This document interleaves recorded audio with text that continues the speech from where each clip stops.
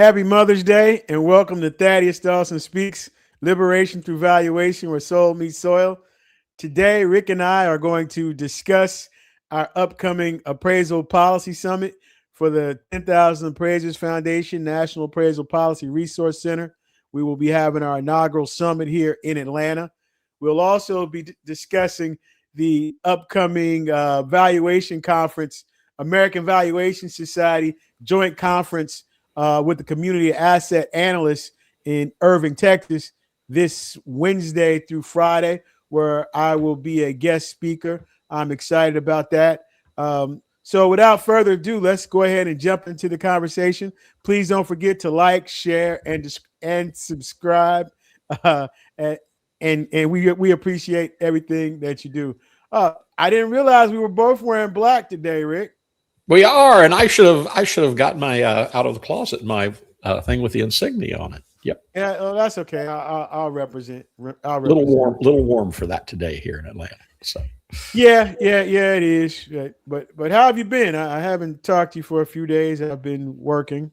I'm good, and we usually talk every day or every other day, and I know you've been busy because the phone's been silent. Yeah. No, don't mean I haven't been thinking about you though, Rick. I just been doing a lot of writing and trying to get prepared for this conference. Not to mention, I still got appraisal reports that we have to produce and get out to keep the lights on. So, yeah. But I just we use that word exciting. We got to come up with a new word. You said, but it is just hearing every other 3 days or so about how it's lining up for the conference and the summit, and it's going great.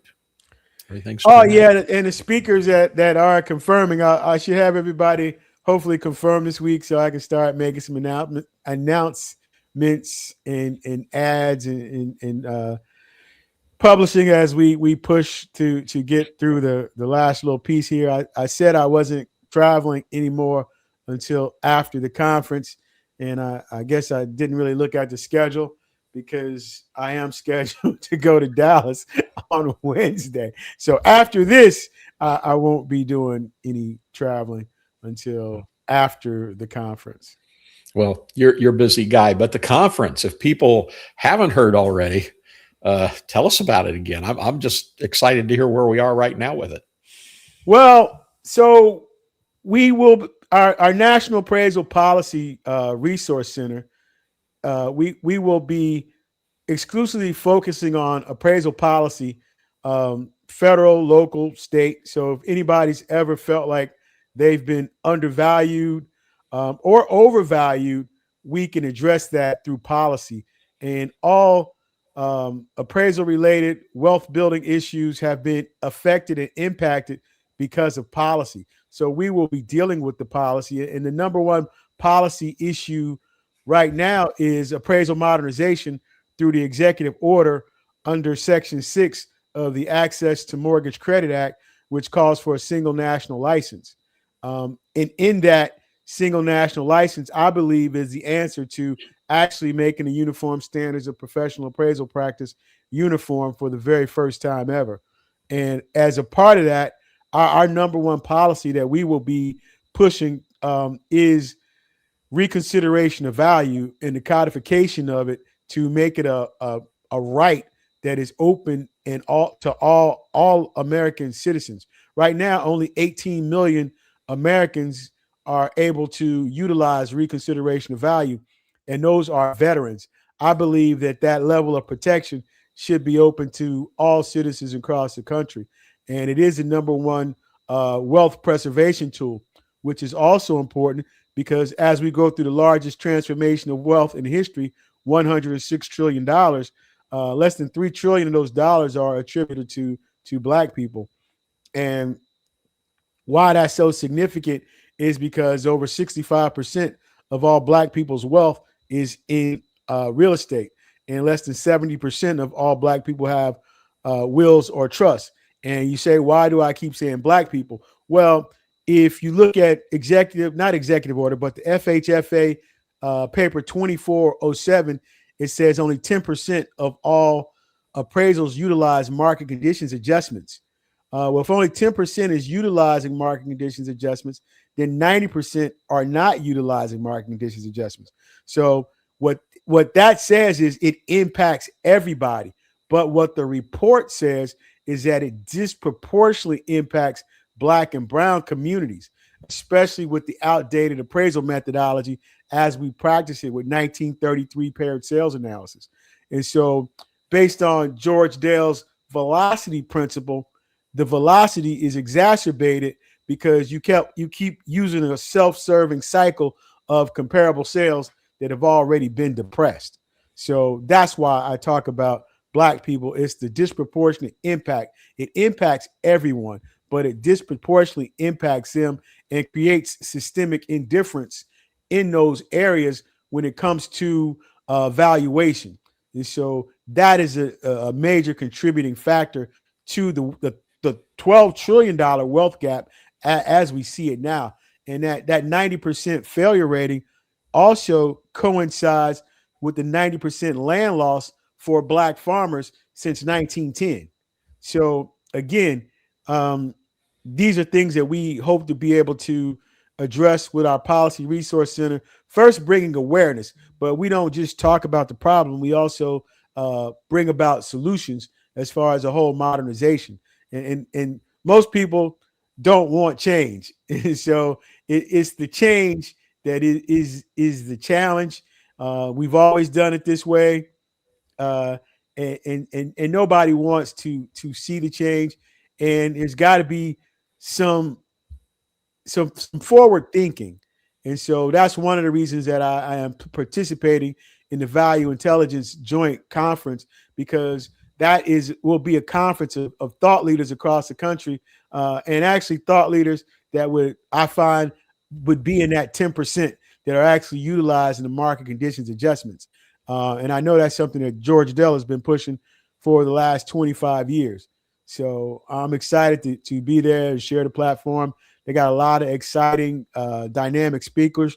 I think Janelle Vestal has done a really great job of pulling things together. I know George and John, Paul. There'll be a lot of Craig. There'll be a lot of people there that are industry thought leaders that I get to read and see and respect and get to have some FaceTime and some conversations. Also believe Lyle Rackey, the chief appraiser from Fannie Mae, will be there as well. So, always good to see my peers in the profession, and hopefully I'll be able to add some contributory value to the conversation. You always do. You always do. But I think it's so great. I've said before, every time I've traveled with you all over the country to different conferences and summits on these subjects, there are very interesting people, thought leaders there. And a lot of these thought leaders are all going to come together right here in Atlanta. Oh, that's really exciting. So we have folks that will be coming here. We have national economists, William Michael Cunningham. We have ag economists, Andrew Muhammad from University of Tennessee. We have Dr. Ron Rainey from University of Arkansas, Southern Risk Management. I'm excited. So we're bringing the farming community. We have heirs properties attorneys from Florida, North Carolina, and Georgia, and some heirs property practitioners. We have farmers committed. We have cattle farmer Mr. Marvin Fink out of North Carolina. I'm excited about him coming. Miss Carolyn Jones from the Mississippi Minority Farmers Alliance out of Mississippi. They will be coming. We have a couple of pastors, Pastor Nehemiah Smith. He confirmed, waiting for a couple of other confirmations. We have Phil Crawford, Voice of America, waiting for Phil to confirm. I didn't get back to him, but I'm going to go ahead and get Phil to nod, and please come, Phil, on the show here. A couple other, we got T. Dallas Smith from T. Dallas Smith and Company, founder. He's going to be one of the keynote speakers. Really excited. He has the largest African-American commercial tenant rep brokerage in the country. and so was in his office last week, and so he's committed to come. And then we have community leaders as well, and advocates. We have oh she's from NeighborWorks out of Chicago, Jaria. Miss Jaria is coming. Just some really exciting folks. A couple of land trust folks that we've worked with in the past. We have national appraisers coming. George Dell is coming. Andy Shepard is coming. But there will be room for an audience too of local people here who want to come, right? We have plenty of seats, and we want to make it fun.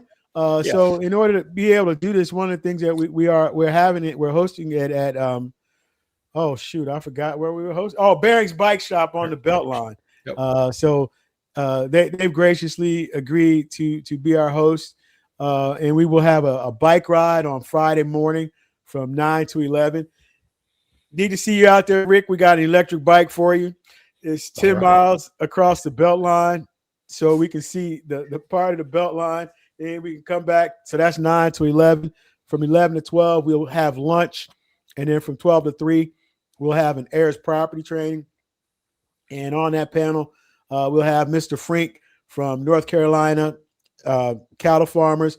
We'll have Miss Carolyn Jones from the Mississippi Minority Farmers Alliance. We've got I talked to attorney Ishmael Muhammad. He's a local heirs property attorney. I have a couple more heirs property attorneys that I'm looking to confirm to be on this panel to talk about heirs property, land loss prevention, and the best way to strategize moving forward to put together your land loss prevention and heirs property package. Okay. Well, I just want to go back to something you mentioned so that we don't just gloss over it a little bit. And that is the fact that you have things that are happening you've talked about for a long time, things that need to be done inside the appraisal industry. And you mentioned this executive order, which about modernization of the appraisal industry is basically what it's about. The same things you've talked about. So this now gives it the governmental executive order, the requirement to move ahead in these areas. So now is the time all of these people can have a real conversation about where it goes from here. Well, the conversation is one thing, but the infrastructure is another thing. So what I testified, that's what policy does. That's what policy is about. That's exactly why we decided to focus on policy, and that is exactly what I testified to in the Agrippa hearing for the Federal Reserve, and what that does. What Agrippa is the oh my God, Economic Growth and Regulatory Paper Reduction Act. There we go. I was reading that. I can't seem to keep that on my brain. Let me say it one more time. Maybe it'll stick. Economic Growth and Regulatory Paperwork Reduction Act. And what that calls for is it calls for comments from the public for outdated, unnecessary, and unduly burdensome policy in order to protect the public and safety and soundness as a consumer protection. And so that hearing only comes around every 10 years. And so in this particular instance, you don't just get to speak, you get selected. And so for me, it's been an amazing journey because it started in Kentucky last year with 3 minutes when I spoke about reconsideration of value and how I would fix it. And so I spent the whole year trying to figure out how I would fix it. And then you were in DC when we went to the FISIC summit with Kevin and Brady.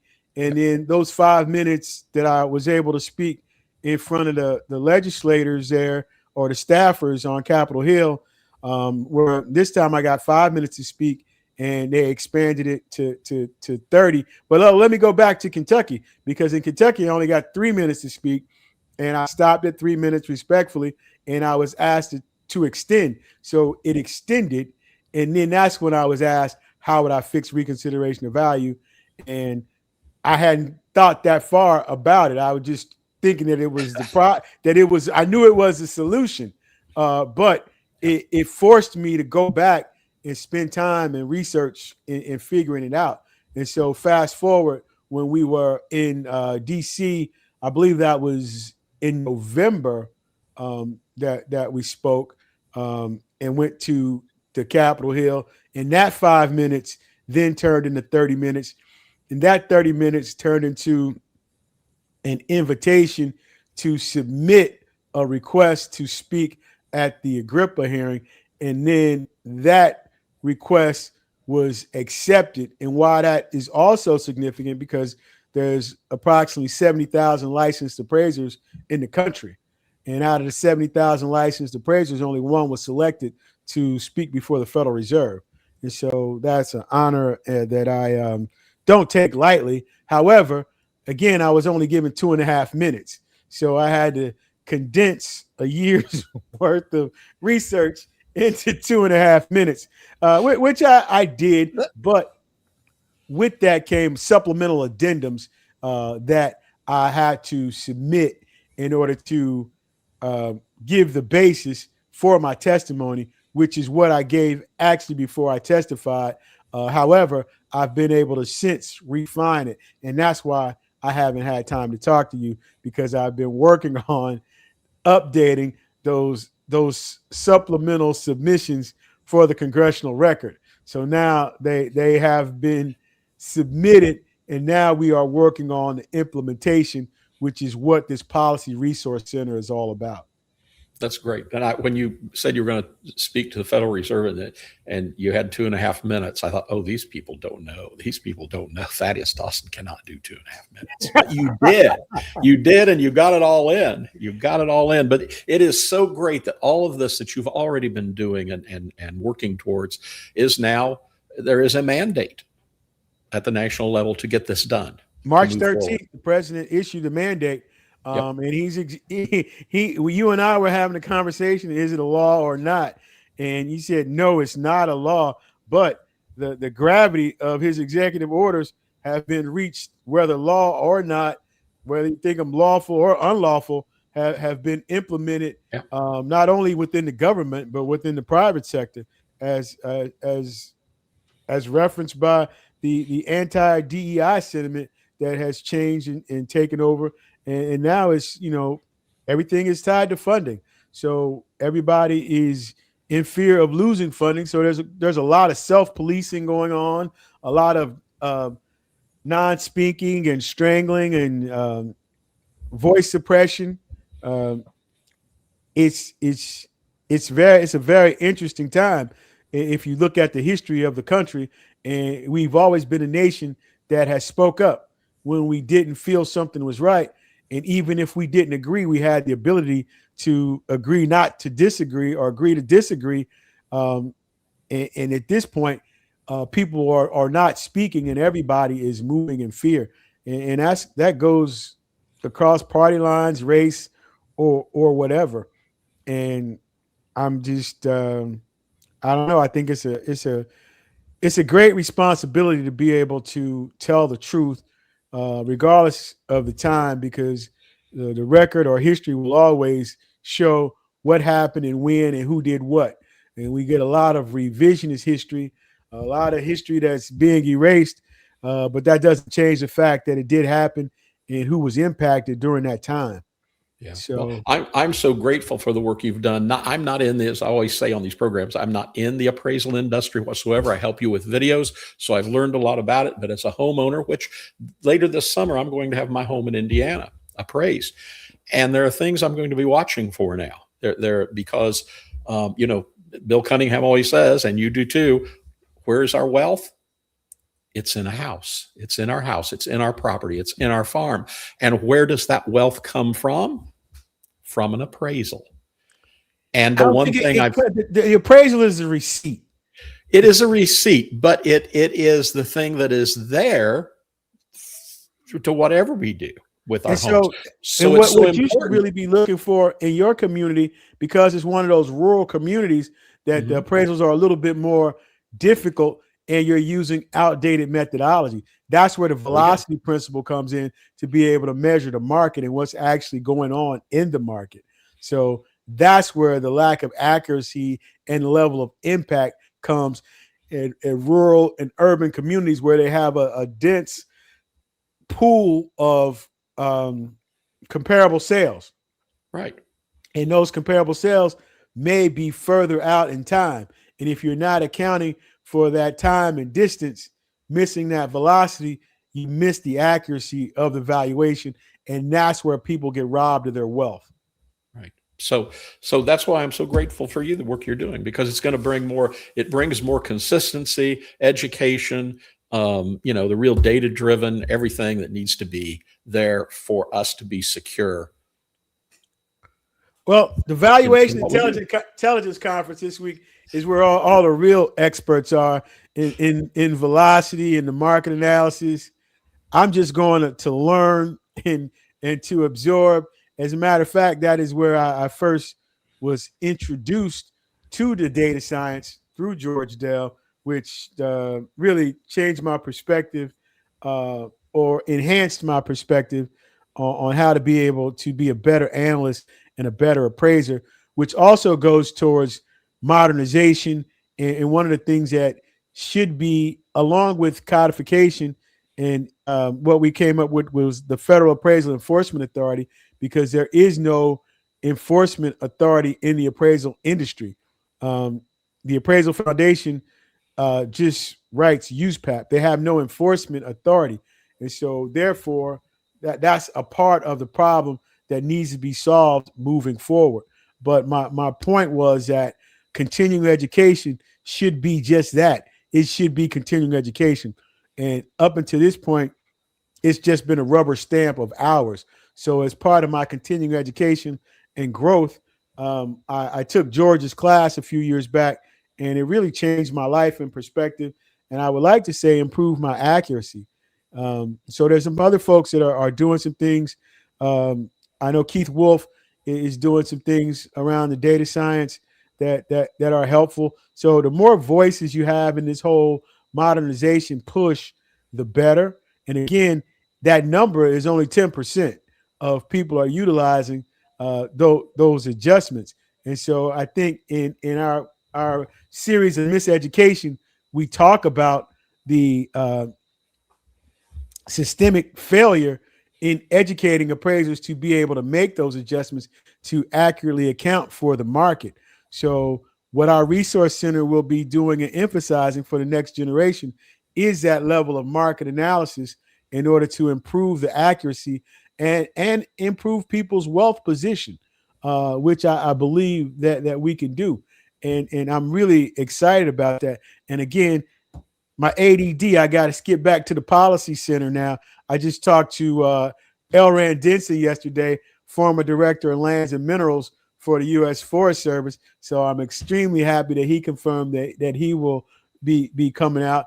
And the Forest Service was one of our first partners when we started this thing back in 2023. So he has since retired. And I always joke that being at the Forest Service for 34 years, I think he can count every tree in the forest within the range of 5 to 10 trees without being off. Oh my goodness. But that's great that he'll be here. I remember he was in Washington, D.C.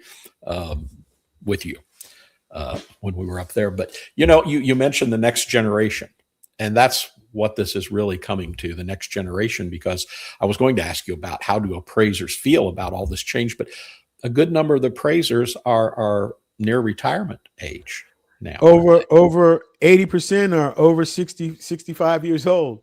And so this new generation's coming on quickly, isn't it? So they're coming on quickly, but the mandate of the education is still lacking, in my opinion. They're still teaching the old, outdated methodology. So I think what we will be emphasizing is the new methodology and modernization with the data science, the evidence-based, data-driven analysis. And we've also, as a part of our 5-tier platform that we presented to the Federal Reserve, is the 10,000 Appraisers Land Grant Appraisal Modernization Act, which we will implement through all 106 land grant institutions. And so therefore, it will be inclusive of everybody. That's the 1862 land grants. I think there's 56 of those, 52. And then the 1890, there's 19 of those. Then there's 35 tribal colleges. So again, one national license, being making it the uniform standards of professional appraisal practice actually uniform, and then in practice being inclusive of all communities across the whole land grant ecosystem.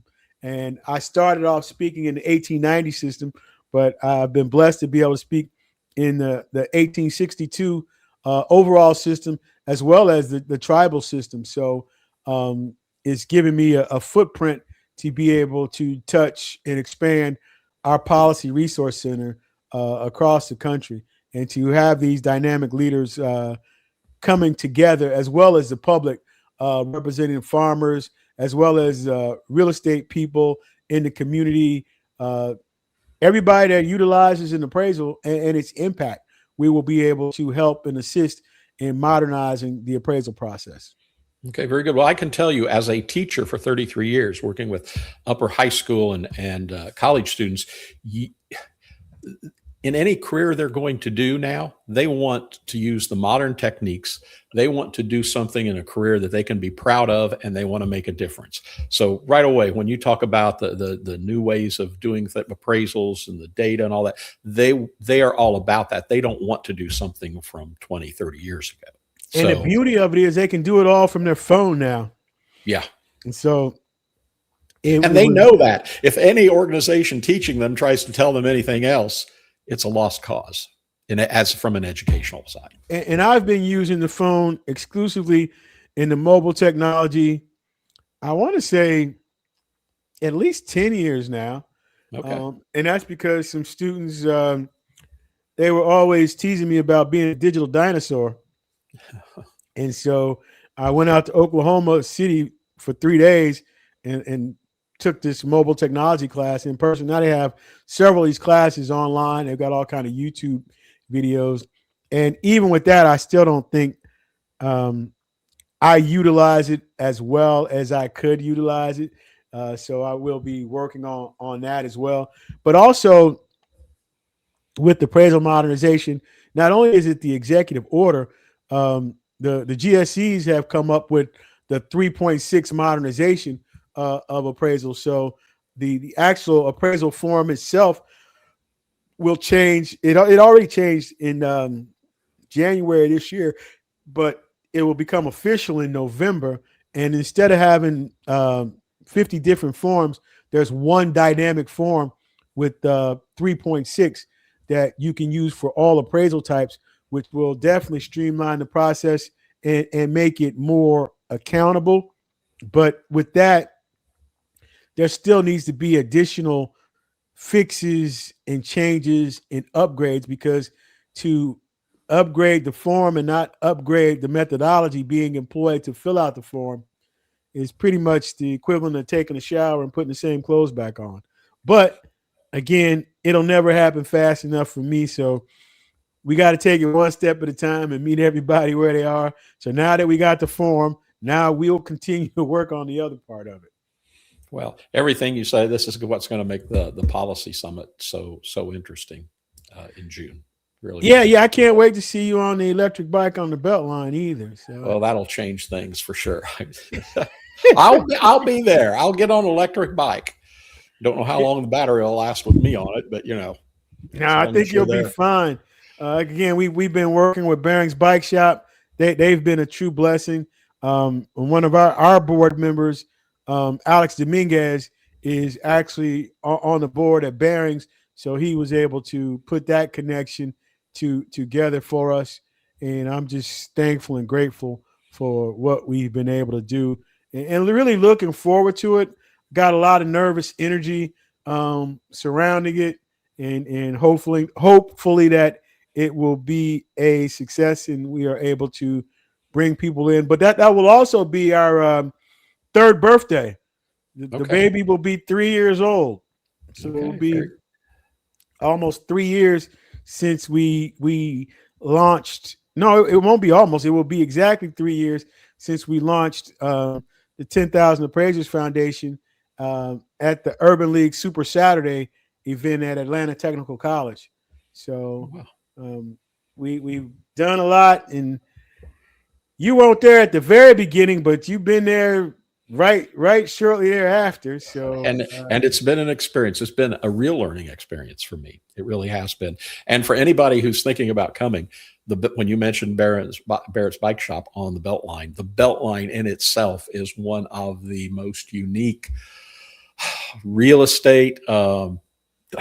It's unbelievable, the growth in this city because of the Beltline. And I know it has not proven to be what it was intended to be completely as far as affordable housing, but the wealth that's been generated because of this Beltline, and this will be right on the Beltline. People will get to see what this is all about.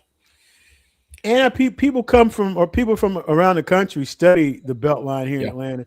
So it definitely has some significance, but there definitely can be some community control improvements to enhance it. And speaking of that, I'm still waiting for a confirmation for one of the original implementers of the Beltline, Miss M. Tamanika Youngblood, who we had the opportunity to interview.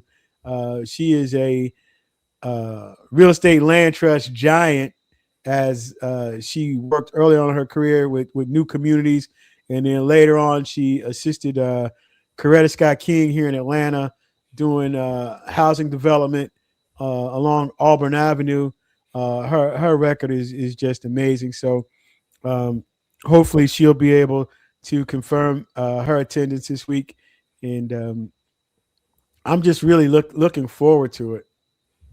It's going to be great. It's going to be great. If people are here and they want to find out how to, I want to go. How do I get registered? What do I do? So they can come to our website, 10kaf.org. Oh, whoa. You mean like this website? Yeah, that website right there. And so they could just fill out their information and put it up there. And then we should have our Eventbrite registration link up this week as well. So we've been working on that. Yeah. And then worst case scenario, just show up. We like for you to be registered so we can do a head count. But again, it's free and open to the public. We'll have a free heirs property training on Friday from 12 to 3, as well as a free lunch on Saturday. Again, free and open to the public, 9 to 4.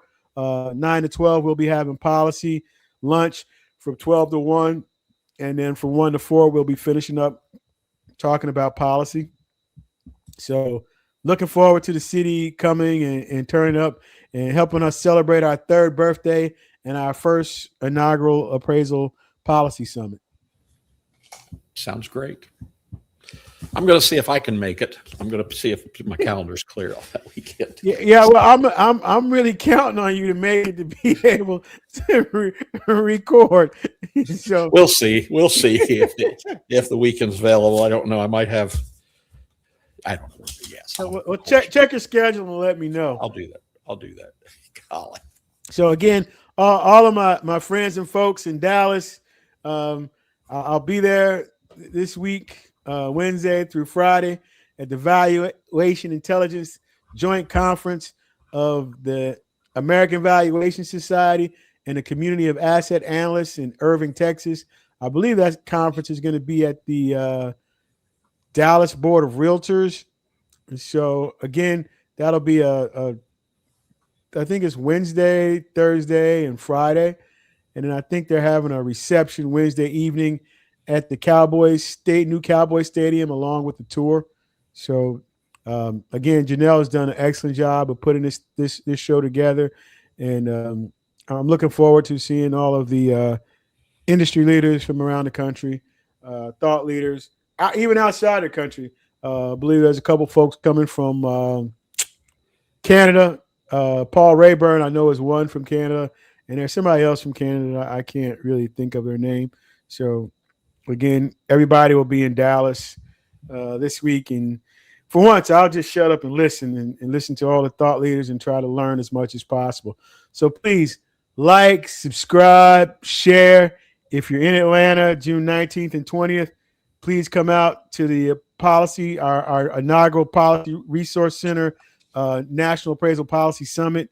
Again, if you've ever had an appraisal that you didn't agree with, thought it was high or low, you were probably right based on the FHFA 90% failure rate of market conditions adjustments. And so we will be working towards that end to correct that and make appraisals more accurate for now and in the future. Again, like, subscribe, and share. And thank you for joining Thaddaus Dawson Speaks, Liberation Through Valuation, where soul meets soil. Don't get left behind.